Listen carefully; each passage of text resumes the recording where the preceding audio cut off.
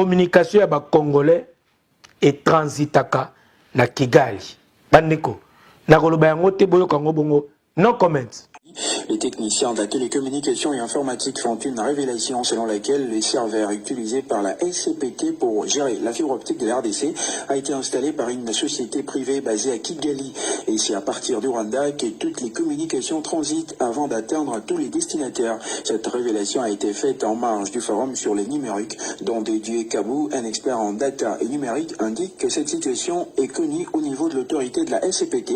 Il conseille à l'autorité publique de s'investir dans l'installation d'un serveur autonome ici à Kinshasa pour éviter le piratage massif des communications en provenant et à destination de la RDC. Donc Dédié Kabou au micro de Walter Nkoy. Je vais parler de ce qui est plus frappant et difficile à comprendre. À la SCPT, si vous vous connectez, vous faites les tests des bandes passantes, vous allez vous rendre compte que le serveur qui est utilisé a été installé par Axiom Network qui est à Kigali. Le serveur qui est là vous donne les adresses IP, c'est comme les numéros de téléphone. C'est-à-dire que toute personne qui se connecte ici par la connexion passant par la SCPT, la fibre optique, l'adresse IP que vous recevez vient d'un serveur du Rwanda. Et c'est quoi le danger et quel conseil vous pouvez vous... Le danger est énorme. Je donne un exemple. Nous passons un appel à partir de nos connexions ici, par WhatsApp ou n'importe quel. Les serveurs qui gèrent les numéros par lesquels sa connexion est reconnue de l'autre côté, c'est un serveur du Rwanda. C'est-à-dire que l'information passe d'abord au serveur du Rwanda, après ça atteint la personne cible. En termes même de mise en écoute, et ils peuvent avoir toutes les informations de toutes nos communications que nous faisons. Est-ce que la SCPT le sait? Oui. Nous interpellons les autorités de l'État. Nous ne pouvons pas continuer à être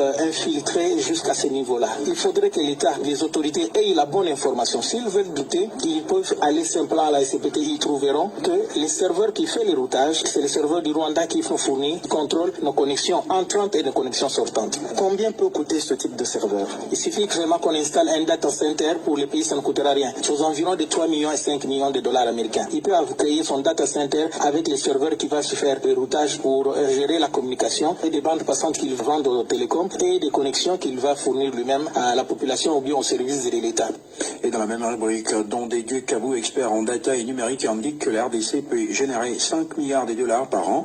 L'argent que gagnent aujourd'hui les sociétés cellulaires, rien qu'en vendant les services d'accès aux réseaux sociaux. Selon lui, cela passe par 2 étapes. Primo, l'installation par l'État des antennes Wi-Fi à partir de la fibre optique dans les grands centres urbains. Secondo, vendre directement la connexion Wi-Fi aux utilisateurs sans passer par les sociétés cellulaires. Ceci va leur permettre d'utiliser WhatsApp, Facebook, Twitter, Instagram, Skype et tous les autres réseaux sociaux sans acheter du crédit.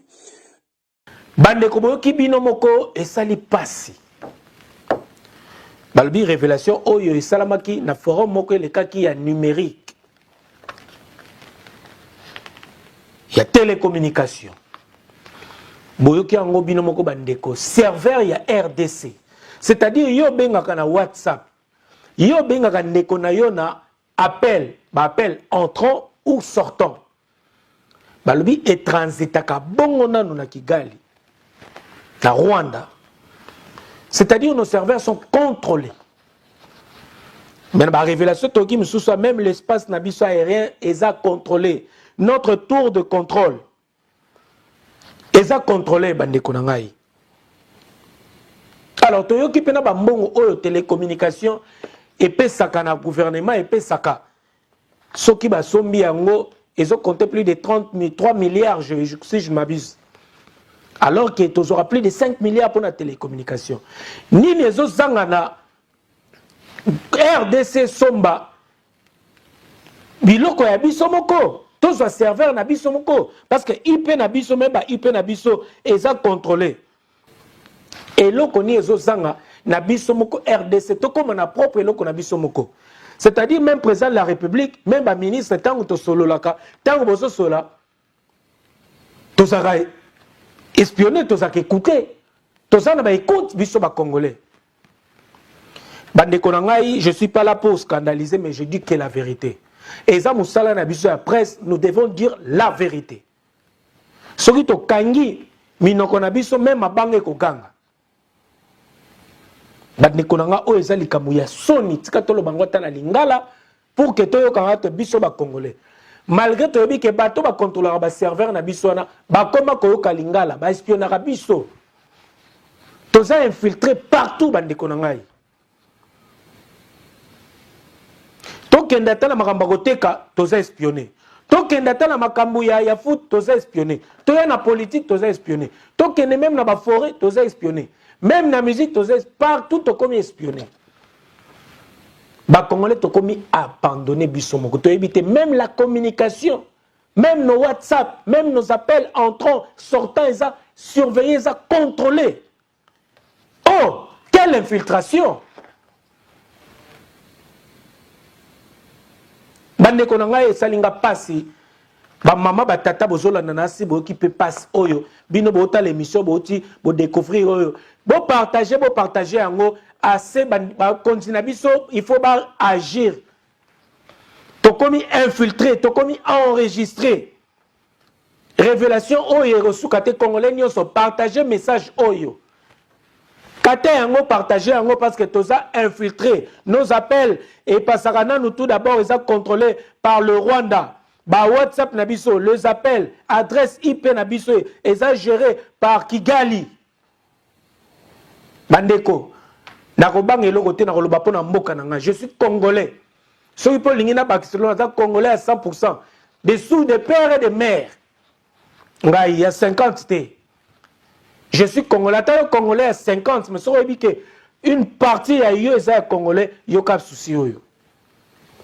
Bande qu'on a commenté mingi te boyo ki binomoko serveur na biso RDC ça contrôlé. Bapel na biso nyonso, communication na biso nyonso et transita kana no par Kigali. C'est-à-dire tant que vous benga ndeko nanga mboka na biso fe bonga ba zui yango nanu donc eleki no Kigali no ne yunguli yango nanu etamize yango nanu après bokelango wo na Kinshasa yango muno yo sola bolo ba mamempoto ka mutakomo ba chinois nzoka ne ba appel na biso ezalaka surveiller eza gérer eza contrôler tout transit par Kigali. Bande ko révélation éthique la ka te pona et panzane qui ne partout comme atina bakonzi. C'est le votre noli tamboule sage, je suis jeune, je suis congolais, fier de l'être même. Mais makambo il faut changer. Bakonzi na biso il faut botelema. Bakonzi na biso il faut boyoka likambo yo. Il faut bo agir. Bo sombelo ko ya biso moko. Comment est-ce que biso to ko la contrôler? Bakonzo possession na biso na makambo nyonso. Mboke ça occupé makambe belé si na makambu ya télécommunication aba occupation si na appel na ba appel monsieur dame tout c'est trop. D'accord, tu continues l'émission.